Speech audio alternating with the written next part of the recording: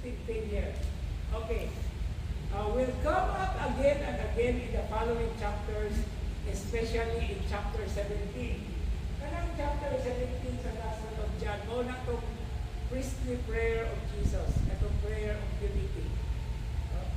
So it is all about the glory, the weight, the heaviness of God's love, practically. Now here in this context, Jesus underlines his identification of himself as the bearer of the divine glory with the Son of Man. So ang title na gigamit diri is Son of Man. Now, kining maong title na Son of Man is a messianic title associated with the absolutely transcendent character of Jesus' messiahship. Okay, ang iyang pagka-Mesiyas. Son of Man has been used for the first time in the book of Ezekiel in the Old Testament. And then, given a particular image and color in the book of Daniel. Okay, but that is a messianic title. Okay?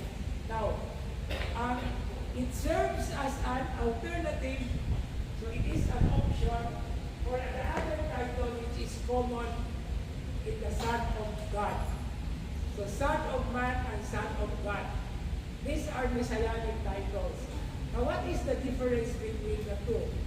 Mugamit gani kag Son of Man, okay? So, Son of God is the pre-existent personal relation to God. Meaning to say, in the beginning, John chapter 1, verse 1. In the beginning was the Word, and the Word was with God, and the Word was God.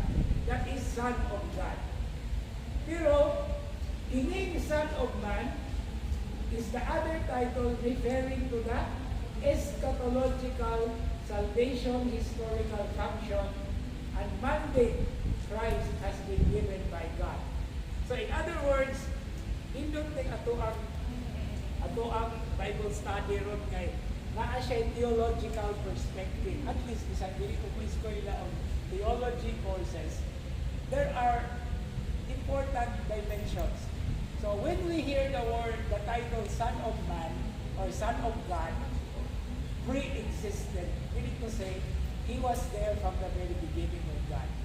Mugamit ganing Son of Man, eschatological. So, unsa may diferensya sa pre-existence of eschatological? Pre-existence nag-una. Ang eschatological ang umaabot. And between that pre-existence and the eschatological realities, we are in the middle. And we are moving towards it. That's why the title Son of Man is practically very essential in understanding our journey of faith. And what is the Son of Man all about? Nahimo siyang anak sa tao, nahimo siyang tao sa mga natin.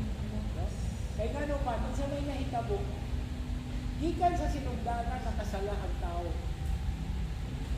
Nakasala ang tao, di mapahawag sa paraiso.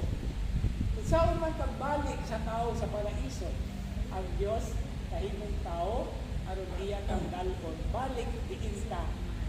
Kita. Okay? That's the meaning. So, kung kung giikon kanina sinugdanan, na ay theological, mga taanik na mga theologians karong gabiuna. No? And we have to appreciate it at the same time. And this is a great opportunity as well. Ilan nila wala kay formal na education of theology. Okay? At least this particular dimension.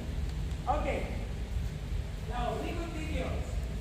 Kanang expression na now is the Son of Man glorified. There is the fulfillment of the mandate. Kung sa gani mandate, sugo, commandment.